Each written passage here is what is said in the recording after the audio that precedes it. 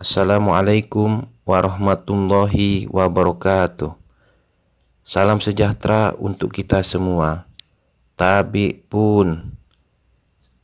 Sahabat semua, apa kabar kalian semua? Semoga kalian semua dalam keadaan sehat, tidak kurang dari suatu apapun. Semoga kalian semua selalu dalam keadaan sehat dan bahagia, serta kalian semua selalu dalam lindungan Allah Subhanahu wa Ta'ala. Amin. Sahabat semua, pada kesempatan kali ini, dalam segmen informasi dunia kesehatan, saya akan menyampaikan berkaitan dengan informasi dunia kesehatan dengan tema tetap hidup manis walaupun punya kencing manis. Penyandang kencing manis atau diabetes mellitus setiap tahun selalu bertambah. Kencing manis merupakan penyakit sistemik, artinya kencing manis ini dapat berkomplikasi ke seluruh organ tubuh kita. Di antaranya penyakit jantung koroner, penyumbatan pembuluh darah, dan cerebrovaskuler atau stroke, gagal ginjal, gangguan penglihatan, dan lain-lain. Namun sebaiknya tidak perlu khawatir secara berlebihan. Langkah yang paling baik adalah kita mengenali lebih dekat tentang kencing manis ini, sehingga kita dapat mengetahui cara penanganan yang tepat. Dengan begitu, kita dapat tetap hidup manis walaupun punya kencing manis. Pengertian kencing manis atau disebut diabetes mellitus merupakan sejenis penyakit yang dapat dicirikan dengan keadaan hiperglikemia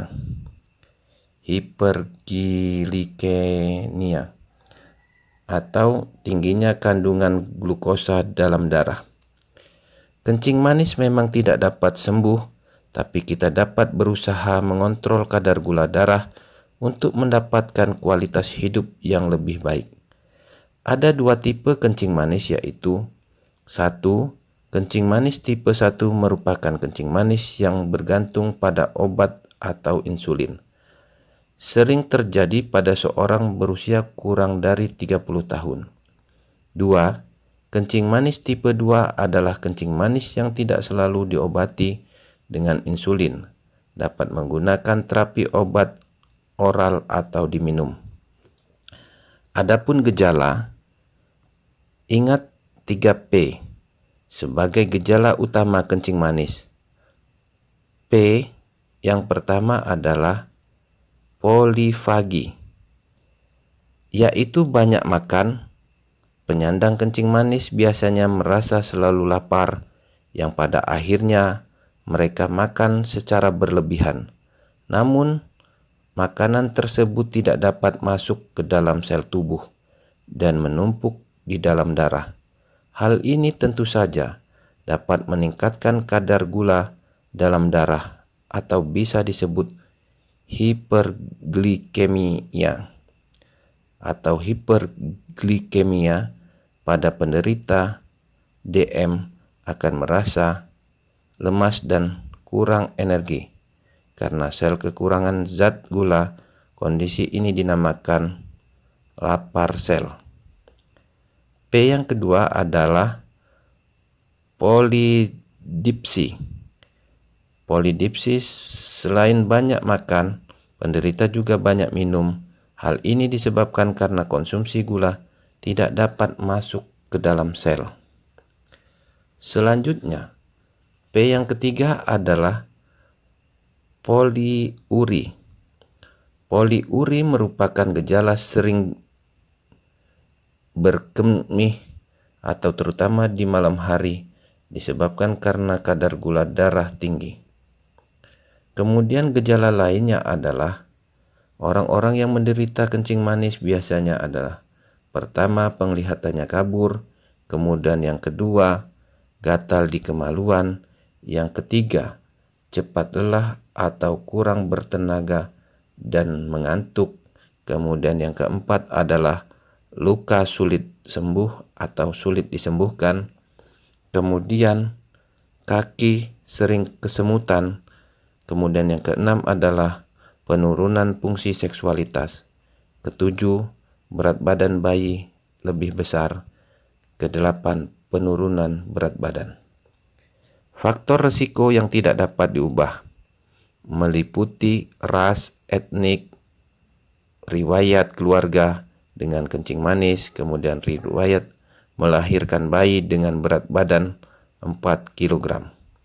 Faktor risiko yang dapat diubah meliputi kegemukan, kurang olahraga atau aktivitas fisik, tekanan darah tinggi atau hipertensi, kemudian kolesterol tinggi, makanan tinggi gula namun rendah serat. Kapan seseorang didiagnosa menyandang kencing manis? Seseorang yang didiagnosa pasti menyandang kencing manis apabila dia mengalami ketiga gejala utama di atas, yang kemudian diperkuat dengan hasil laboratorium, yaitu pemeriksaan gula darah, puasa, dan gula darah 2 jam setelah puasa. Kemudian standar WHO untuk menilai normal laboratorium gula darah adalah sebagai berikut. Gula darah pada saat puasa 50-100 mg. Kemudian gula darah postprandial antara 70-140 mg. Pemeriksaan lanjutan dilakukan dengan pemeriksaan HbA1c, yaitu untuk mengetahui komplikasi lebih dini dan mengontrol kepatuhan berobat penderita kencing manis. Hal informasi yang lainnya berkaitan dengan kencing manis ini yang perlu kita ketahui adalah berkaitan dengan pemeliharaan status gizi yang baik dan kadar gula yang terkendali. Anda dapat mencegah risiko komplikasi. Komplikasi diabetes ada 3 jenis, yaitu komplikasi akut yang bisa berakibat kematian, kemudian komplikasi kronik yang mengakibatkan seseorang bisa menderita cacat. Dengan menjaga agar gula darah, tekanan darah, lemak dan berat badan terkontrol baik, hal-hal yang menakutkan ini bisa dicegah. Yang pertama adalah penyakit jantung, amputasi kaki, gagal ginjal, kebutaan, stroke, dan impotensi. Bila kadar gula darah tinggi, hindari terjadi luka. Pada kencing manis, aliran oksigen tidak lancar karena pembuluh darah tersumbat gula atau zat gula. Darah menjadi lebih kental, padahal oksigen amat dibutuhkan untuk kesembuhan luka.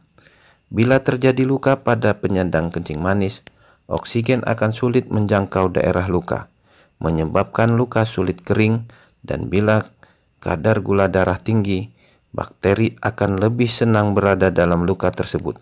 Hal ini dapat menyebabkan timbulnya gangren atau luka diabetik.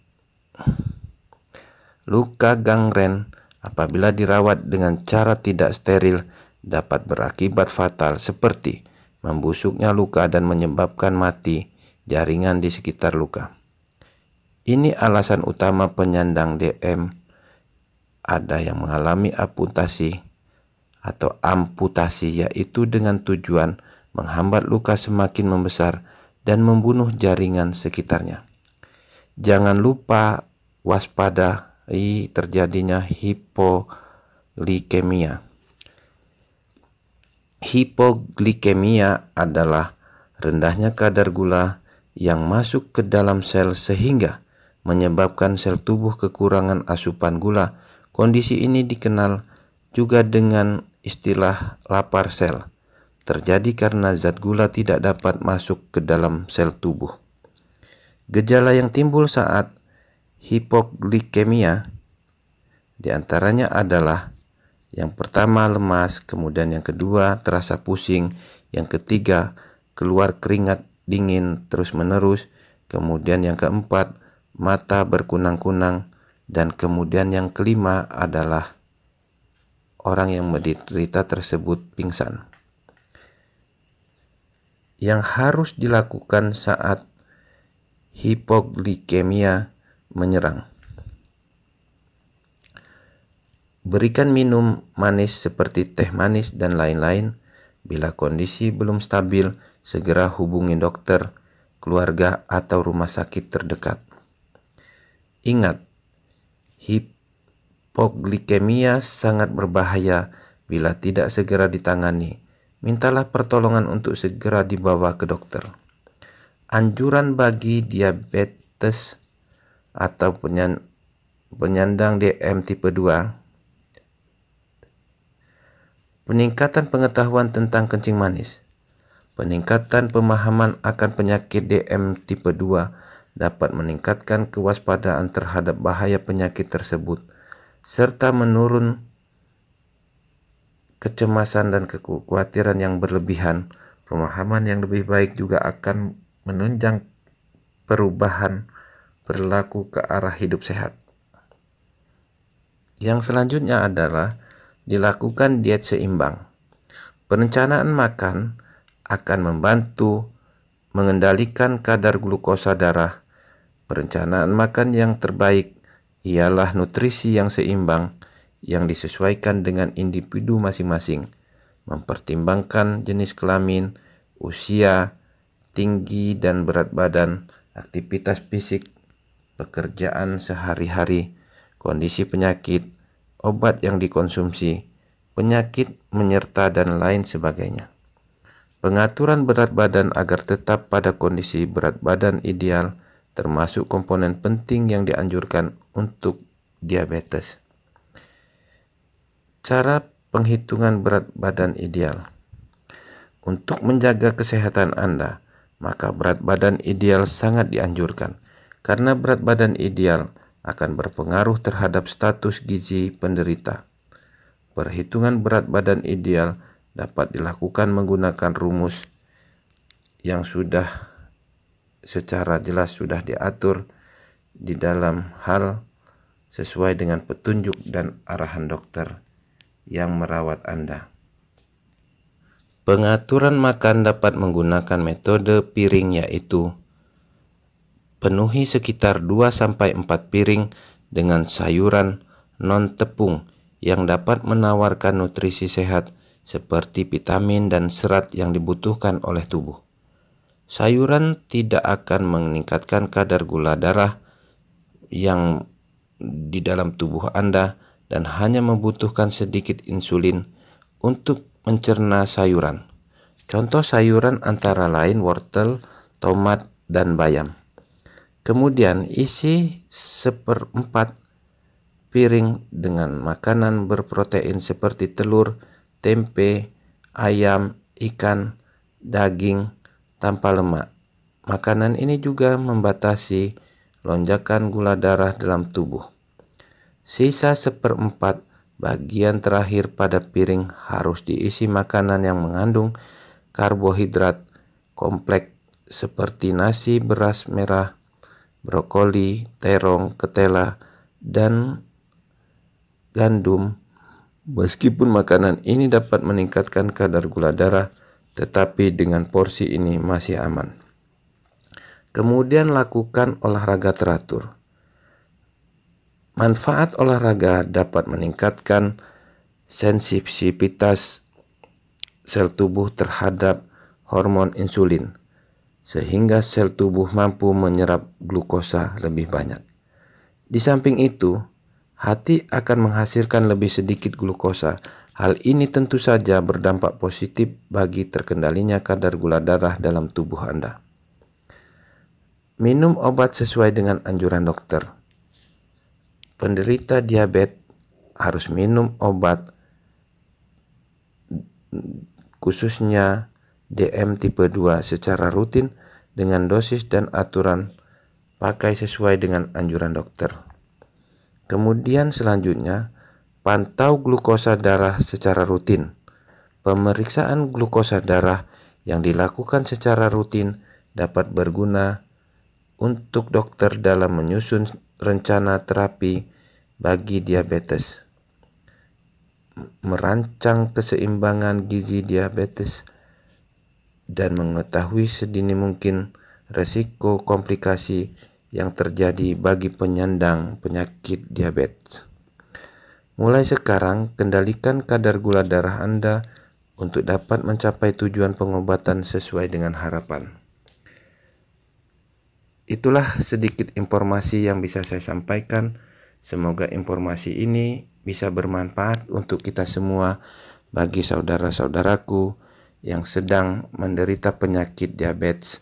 Semoga bisa segera sembuh dan bisa mendapatkan obat yang pas dan tepat untuk kesembuhan penyakit yang diderita dalam diri Anda. Semoga Allah Subhanahu wa Ta'ala selalu membantu meringankan segala penyakit yang ada dalam tubuh kita dan segera menyembuhkan dan diangkat segala penyakit yang diderita seorang penyandang diabetes. Semoga informasi ini bisa bermanfaat, bisa berguna untuk kita semua. Kurang lebihnya saya mohon maaf. Kepada Allah saya mohon ampun. Billahi taufiq wal hidayah. Wassalamualaikum warahmatullahi wabarakatuh. Tabi pun.